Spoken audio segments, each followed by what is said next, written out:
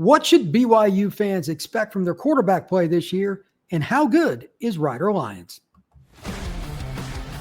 Locked On presents The Portal, the daily podcast covering college football recruiting and everything NIL. Part of the Locked On Podcast Network. Your team every day. Welcome back into the Portal Podcast, where you get your daily recruiting, NIL, and transfer portal scoop. I'm your host, Brian Smith, longtime college football writer and recruiting analyst. Thank you for making the Portal Podcast your first listen each and every day here on the Locked On Podcast Network. Today's show is about the BYU Cougars, obviously with Jake Retzlaff not going to be a part of the program moving forward. This is a very interesting situation, and I wanted to address it not only for BYU fans, Big 12 fans, but to give an example of how teams can not only survive the year, but do well enough to carry momentum into the offseason and then thrive thereafter. So my goal here is to find what I expect at quarterback, no matter who ends up being the quarterback. I don't even care which person it is. But I also want to talk about how you have to manage it from a team standpoint. Sitake, great coach. I think he's one of those guys that probably doesn't get anywhere near enough credit. Definitely going to dive into what his responsibilities are, that staff. And then we're also going to talk about the guy that I know, and that is without a doubt the future face of BYU football. That's Ryder Lyons. That's a young man I've seen live, and he is a great kid. I have a backdrop to him for everybody that wants to know about the future of BYU. And then finally, BYU's got a lot of money to spend at NIL. I have a little bit of advice on how they should do that. So let's get started and talk about the Retzlaff situation from a broad perspective. Number one, you lose your starter. It's not ideal. Secondarily, timing of it wasn't great either, because it wasn't before spring. Not that any situation like his is good ever, but you don't have a chance to completely go through everything like in advance, because football is as scripted a sport as there is. Practices, workouts, conditioning, everything is scripted. This was as far from scripted as you're going to get. So I don't know who the quarterback's going to be, and I honestly don't want to even research it. They're going to have to play it out, because the way Sitake coaches, and the way I like, he wants you to earn it in practice. BYU fans know a million times better than I do who the next guy should be, but if I watched a little film here or there, looked at stats, I could only give hints. I don't know the program like you guys do, and that's fine, but I trust in what Sitake's going to do. Very good football coach. Be happy that he is in Provo running your program. But this is the key. FanDuel, just as an example, they've got the over-under for the Cougars at 6.5. I think that's fair, considering out of the blue you lose Retzlaff. But at the same time, could you still surpass it? Now, I'm going to touch on this in a little bit, but the road schedule isn't as bad as what you might think. There is one pitfall I want to mention now, potentially, that should not be overlooked, especially since it's early in the year. But if they can hold serve at home for the most part, maybe only lose one game at home, they could surpass expectations and at least be in the Big 12 hunt in November. So that the game that I'm talking about is East Carolina on the road. You're probably, we'll beat the early in the season quarterback that may not have a ton of experience, maybe somebody that doesn't have the continuity with the receivers. Obviously, one of the guys left. I believe he went to Miami. That could be a problematic game. I'm not saying East Carolina is great, but any road game early in the season, even if it's a G5 opponent, it's not out of the question. That could be a problem. We'll see how that goes, but I would imagine that's a very key game. You see the character of your team. And again, I trust in Sitake, very good football coach, and he's got a good staff around him. So whoever, or if they go with multiple quarterbacks, however they play that out, that game to me is very, very important. Next, it's the running game. This is part of it. If you're going to help your quarterback this year and the expectations, L.J. Martin. Now, last year, 225-pound battering ram, 718 yards, 5.2 yards per tote, 7 scores. I don't know if they've got a superstar recruit, but I doubt that anybody's coming in to take his gig. 6'2", 225, proven player, 137 carries last year in 10 games. He's going to be your guy. It's going to be very important for him, because any game or games that the Cougars struggle at quarterback, where the defense has got to go back out on the field after 3 and outs. That is how you not only wear your team out in that game, but it starts to take its toll long term. You get past game 6, you get deep into that schedule, and later on they've got road trips to Iowa State and Texas Tech. I believe those are back-to-back. That can hurt you. If he can run the ball, if they can shorten games, it would behoove them to do so. So, again, I don't know who's going to be the quarterback, and I really don't care. I trust in Sitake, but they got to be able to run the ball. They got to be able to secure extra time for their defensive players just to suck air on the sidelines. Football is hard, especially for defensive players as they chase the football, but they got a chance to be better than that 6.5 win total. I don't know them enough to predict, but I will say this. If it's really close towards the end of the year and they can at least get above average QB play, they'll be in play for 8 wins, not 7, to surpass that win total, in my opinion. Do I like them against Iowa State or Texas Tech on the road? No, I don't. But the home slate also has Utah. I mean, you got your rival at home. You don't play Kansas State. You don't play Baylor, 2 teams with probable NFL quarterbacks. Your QB play doesn't have to be elite to get you in a position to go to a bowl, beat the win total that you need to win the FanDuel, and then just get above water and at least be in the hunt. Let's say November 5th, November 10th, somewhere around there. If you have a chance to still make it to the Big 12 title game, I think that would be a successful season. You just can't lose your quarterback this late in the year and it's no big deal. I know some fans want to believe that, but that's not how it works. So when we come back, I want to talk about the future of BYU's program at quarterback. Ryder Lyons, he's a kid that is awesome, but he's even better in person. It's not just Ryder Lyons' ability to throw the football that I'm talking about.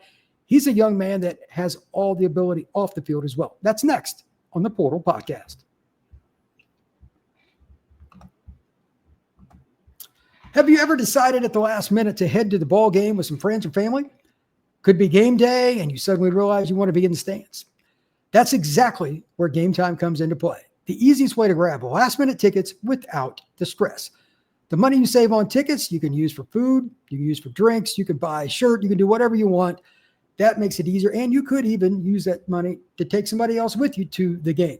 Gametime makes buying tickets fast and simple. Prices on the app actually go down as you get closer to the first pitch, and they've got incredible last-minute deals, clear seat views, and a lowest price guarantee that takes the worry out of buying tickets.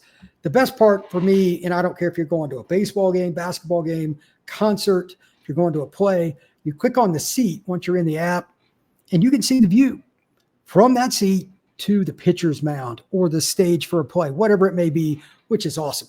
You get a little bit of security with that. Take the guesswork out of buying tickets with Gametime. Download the Gametime app, create an account, and use code LOCKEDONCollege for $20 off your first purchase. Terms apply. Again, create an account and redeem code LOCKEDONCOLLEGE for $20 off. Download the Gametime app today. Last-minute tickets, lowest price, guaranteed.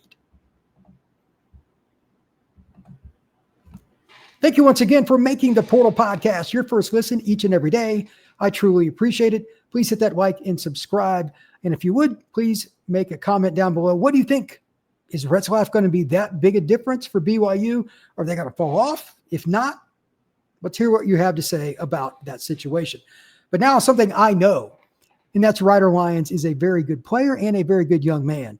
BYU fans are going to be very happy with him. Now, full disclosure, he is taking a 1, not a 2, but a 1-year mission after he completes his senior season at Folsom High School in Northern California, just outside of Sacramento.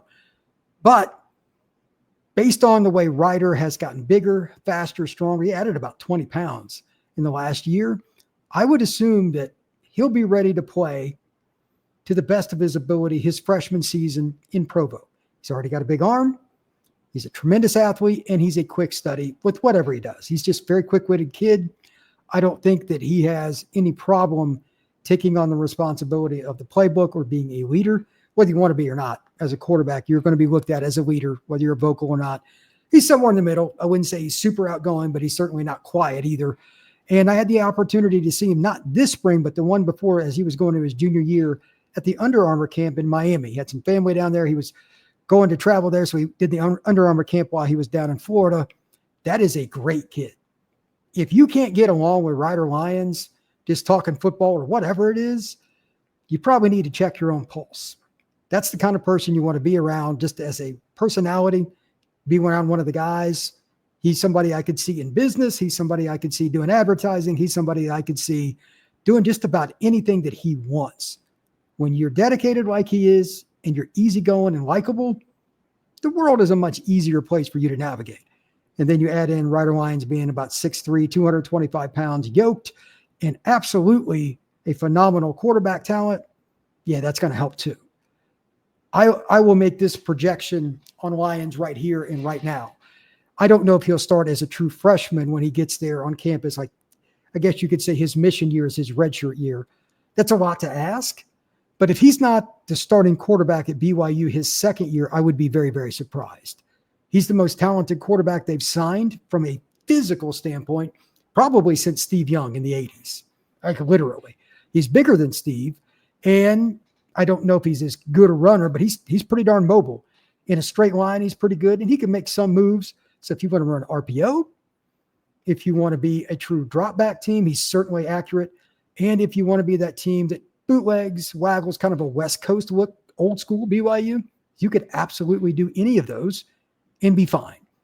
He will adjust to the people around him schematically and socially. That's the kind of guy that you can win with. Ryder Lyons is the face of BYU in a lot of ways already for their future, whether he wants to be or not. And he's an unassuming kid. He's not looking for glamour from what I know of him. But I think BYU fans should be very happy that Sitake got him on campus with the rest of the staff. They all deserve credit for getting that. And I also think they should be very happy that they have a chance to change their trajectory. And here's what I mean. If you're going to be BYU with all their academic requirements, their social requirements, you're going to miss out on well over half the recruits right off the bat. This is my ballpark. I can tell you flat out, recruits, especially the elite kids, the word no to them is like a 4-letter word, if you know what I mean. All the restrictions, that just doesn't work very well. To get Ryder Lyons, that cures a lot of ills because 5-star quarterbacks, that's maybe one scholarship, but he's worth 10 conservatively. This is not a kid that's going to bust. He has the highest floor of any recruit in this class as a quarterback, and I don't think it's particularly close because he's so advanced as a passer and understanding post-snap, where to go with the ball, timing, comfort, release, all of it. He is the highest floor quarterback in this class, and he's a good athlete. There's nothing about him not to like. So he will be able to, quote unquote, minimize any shortcomings. You know, you're missing a running back, you're missing a receiver, tight end, whatever. Football is a brutal sport. You got guys down. He can find a way to compensate with his own physical skill. Nothing to do with coaching, just raw ability. He can do that. I've seen it with my own eyes, and the film's ridiculous as well. He's playing for a very good program in Northern California, and he's quite frankly earned the right to be considered one of the best players in the United States. And I don't think that's going to change either. Like, he's not going to just drop out of the top 20, 30 recruits. If anything, he could end up number 1. It would not surprise me. Last point on Ryder, and I have no idea if this will happen. I'm going to talk about this a little bit in the next segment, but if the BYU program can find him a true, and I mean by NFL measures here, not college, NFL measures, deep threat that could be on campus with Ryder Lyons from the same day he gets on campus. That's a dude. I don't care if it's a JUCO kid. I don't care if it's a transfer. I don't care if it's an elite recruit. It can change the program. And I'm not talking about a 5'9", 160 kid. Bona fide NFL measurables. Yes, the kid that you guys never get. The 6'3", 210-pound kid out of high school that's a 5-star kind of receiver. They could just destroy the Big 12. Big 12 defenses aren't very good. That hasn't changed much, in my opinion. So if you could get Ryder, who I think will shred a lot of defenses in the Big 12 anyway, just because he'll pick them apart. If you can get that speed burner, we know Sitake's got to have a running game. He's a downhill, physical-minded coach. Good for him, by the way. If you add that speed, BYU could be the favorite for a couple of years in that conference and have the best player in the league possibly in Ryder Lyons. By the way, Keyshawn Henderson has the highest ceiling, I think, of any quarterback in this class, and he's also going to Big 12. So that By the way, BYU, Houston, when those guys are starting, will be must-see TV. I cannot wait for that. Both those guys. I love Keyshawn, too, as a player and great kid. I'm telling you, you're going to look forward to that game whenever they end up playing somewhere down the road. But, again, they got to find a way to get that dude at receiver. Pure NFL, not a college guy that's pretty good. Everybody that plays against you, they have to start on each and every play they go out there. Where is number, and whoever it is, number 87, number 3, whatever.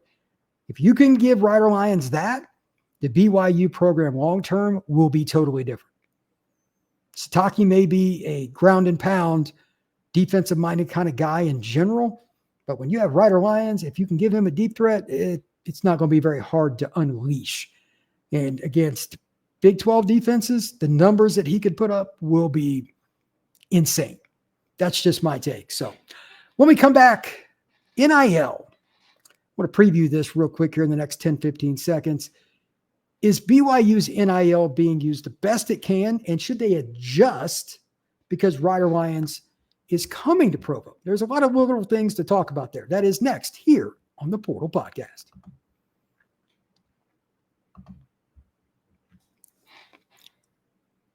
BYU is not void of cash. We all know that. The church has done a great job of making a lot of money.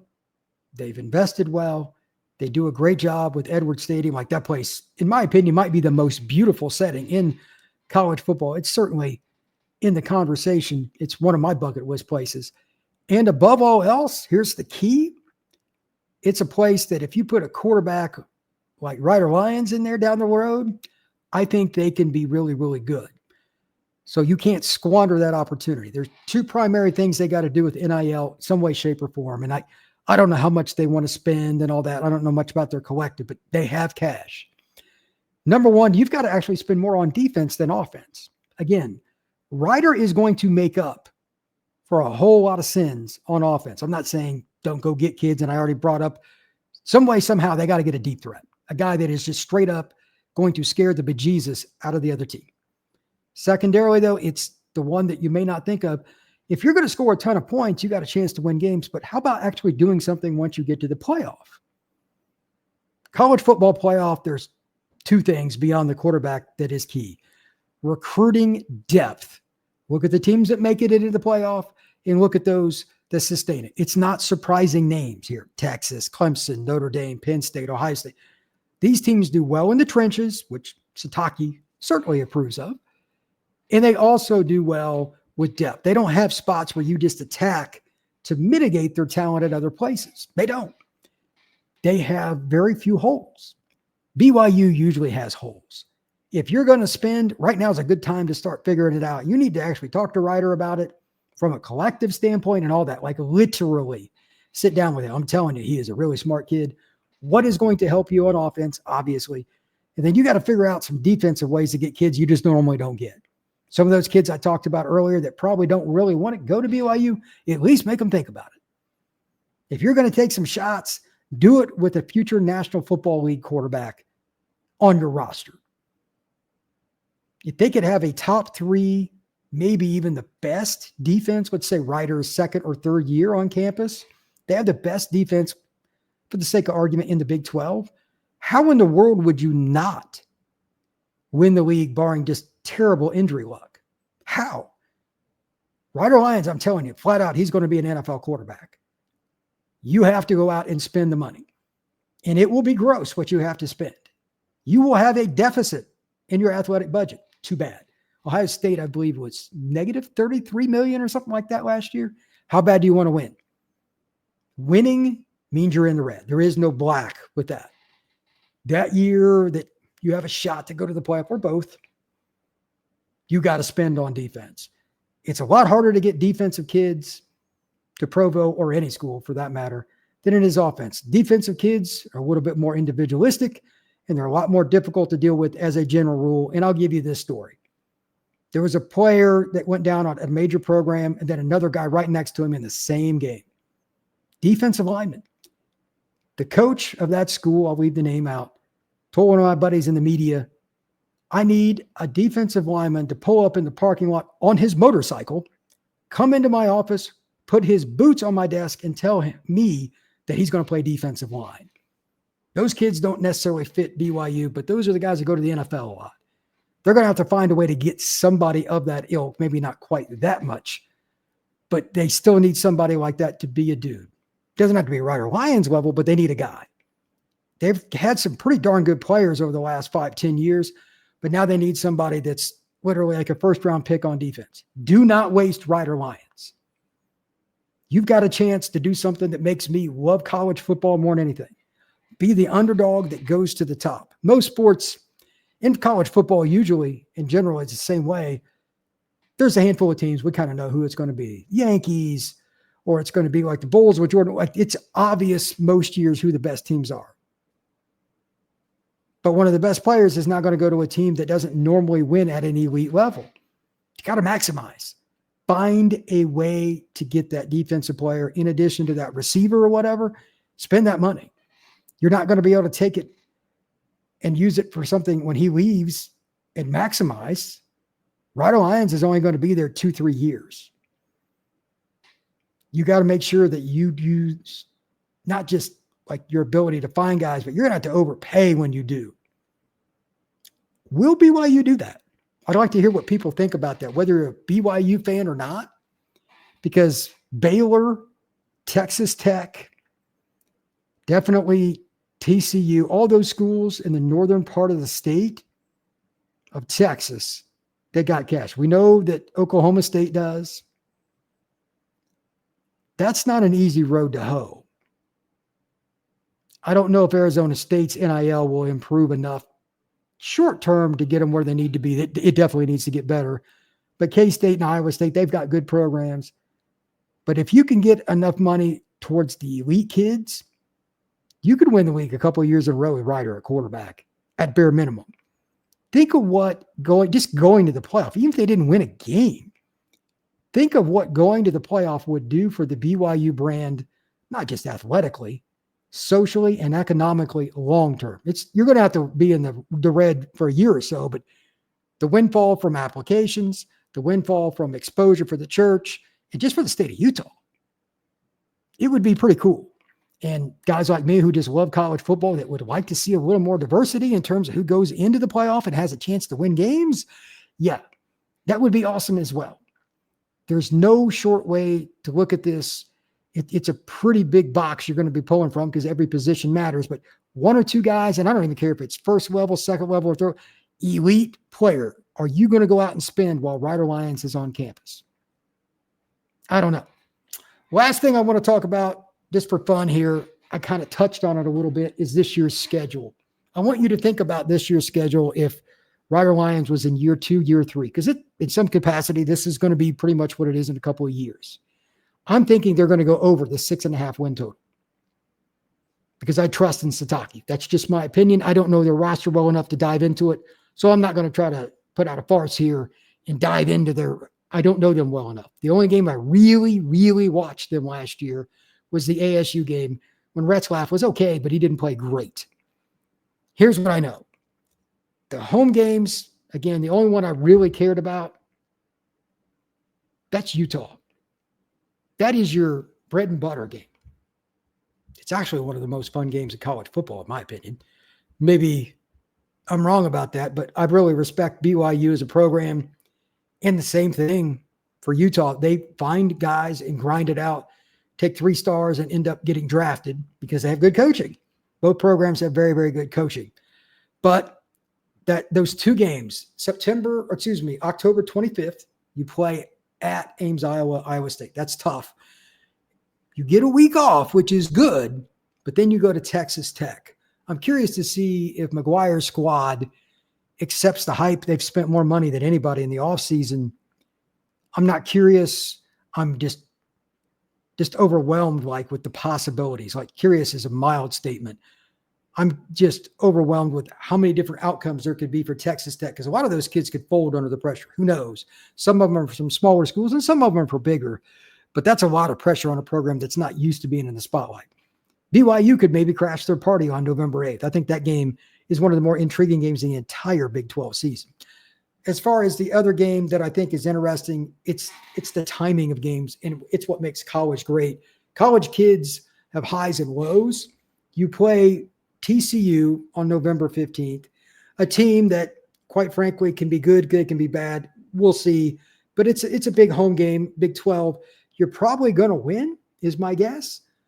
But then you go to Cincinnati, a team that's not going to be picked very high.